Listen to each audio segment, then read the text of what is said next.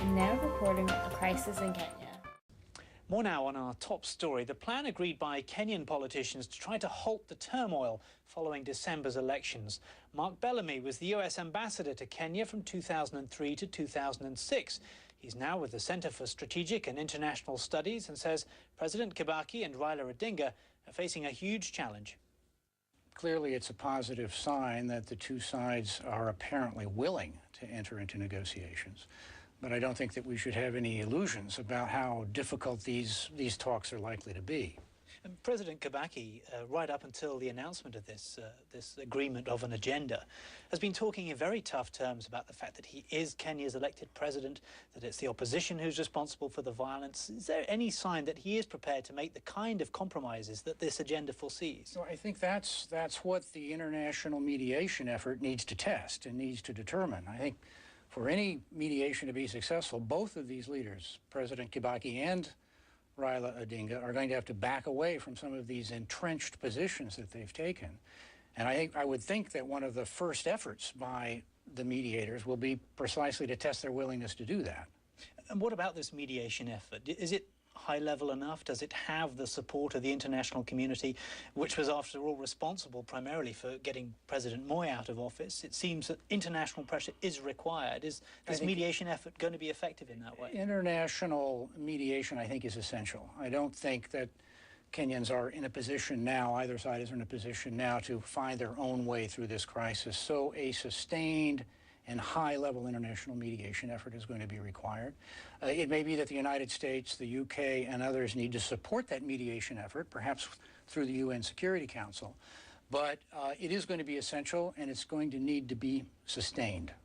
If the two sides address this agenda the way it's set out, that first of all you look at tackling the violence, then you look at the humanitarian problems, if those issues are cleared up effectively, doesn't that take the pressure off President Kibaki to enter into some kind of power-sharing agreement? I'm not sure that it does. I think that President Kibaki's position has been weakened since the election results were announced. I'm not sure that he's in a position to govern effectively in the future without having reached some form of power-sharing agreement with his main rival. And I think that needs to be the focus, that will need to be the focus of these talks, to test the willingness of these two men to enter into some form of a power-sharing agreement. Following the 2007 elections, violence erupted in Kenya. This occurred after alleged reports of gerrymandering, which led to Kibaki winning the election. The other candidate, Odinga, claimed that his opponent won by having approximately 300,000 votes being falsely added to his count. This was later reviewed, which showed that there was a 115% turnout for the election. With this new information being disclosed to the public, massive rioting began. In the slums around Nairobi, the president's security forces are still trying to stamp out dissent. But the fury here isn't fading, fueled now not only by the flawed election, but old tribal hatred. In the space of a few days, Kenya's reputation for stability has been left in ruins. These riots were directed towards the Kikuyus, which is the tribe of Kibaki. As a result of political injustice, Odinga called for a million-strong rally, which occurred on January 3, 2008. This rally was then threatened with police force and chaos broke out, which resulted in tear gas being thrown and many arrests being made. As violence and riots continued, Kibaki made a public statement saying that because the election was over and that it was impossible to change the outcome, the complaint should be handled by the courts. This then angered the people, and on January 11th, rallies were to be held in approximately 30 places over the next week. The police opposed these rallies and said that they were illegal. However, that didn't stop the people. When violence broke out at these events, rumors of ethnic cleansing were being spread, saying that Odinga was attempting to get rid of the Kikuyus. According to the Roman Statute of the ICC, genocide must be organized and prepared. Much of the violence was focused on the economically and politically dominant Kikuyu tribe, but the attacks lack the Rwandan genocide's organization and preparation, and there is no evidence that the Kenyan officials had organized it. The International Criminal Tribunal for Rwanda stated to prosecute persons responsible for genocide and other serious violations of international humanitarian law committed in the territory of Rwanda and neighboring states. The tribunal indicted 93 individuals considered to be responsible for serious violations of international humanitarian law in Rwanda. These include high-ranking military and government officials, politicians, businessmen, as well as religious militia and media leaders. A diplomatic row ensued as soon as Justice Ombija ruled that Sudanese President Omar al-Bashir be arrested if he ever set his foot in Kenya. That ruling opened a battlefront between the executive and the judiciary, who both adopted a tough stance over the issue. I said that is a ruling incapable of obedience. And I said that, and I say it again, because the Vienna Conventions on Immunity of States and Heads of State emboldens this country not to harass, intimidate, or arrest presidents of other countries. Presidents and leaders of this country must internalize and understand why the assumption of high office is preceded by the taking of an oath that constantly binds them to act in accordance with and defend the provisions of the Constitution. But now another complication has come all the way from The Hague.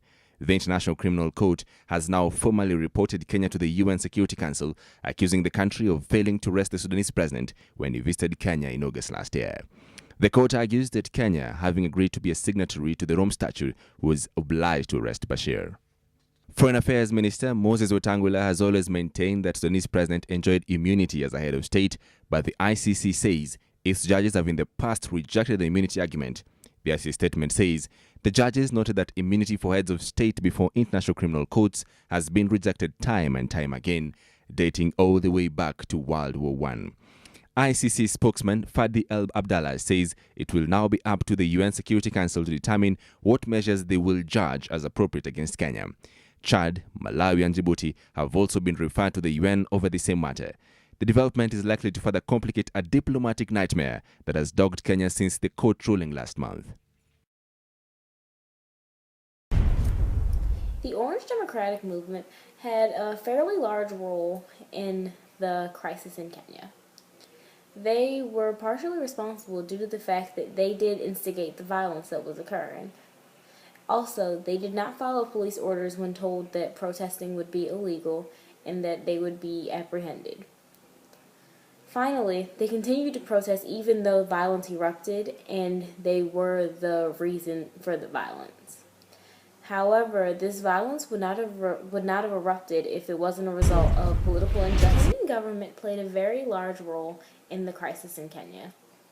Violence occurred as a result of rigged elections in Kenya. So if the Kenyan government hadn't rigged the elections, then the violence would have never started. Also, Kibaki had many chances where he could have cooperated with the Orange Democratic Movement. However, he chose not to. This could have easily resolved tensions between the two groups. However, in Kenya's defense, they do not have complete control over the civilians. However, that is kind of their job. So, you know. The UN also played a very large role in the crisis in Kenya due to the fact that they did nothing. If the UN had intervened, then it could have possibly avoided this whole situation from happening, and the death toll would have been significantly lower. This could have been avoided if the election had not been rigged. The violence was a direct result of the outrage sparked by the rigged election. However, if you were to give a less provocative response, then Kibaki could have cooperated with the ODM's many attempts at peaceful negotiation. According to the ICC, the ultimate responsibility falls upon the individual. According to Genocide Watch, in an article titled "Witnesses Quit Over Security Fears in Kenyatta ICC Trial," the Kenyan president is being held responsible and will face 5 counts of crime. However, I do not believe that all responsibility should be placed on him. His subordinates still had a say and played a major role in the killings, such as Nazis did in Germany. He should be given similar treatment, and all of the blame should not be placed on him.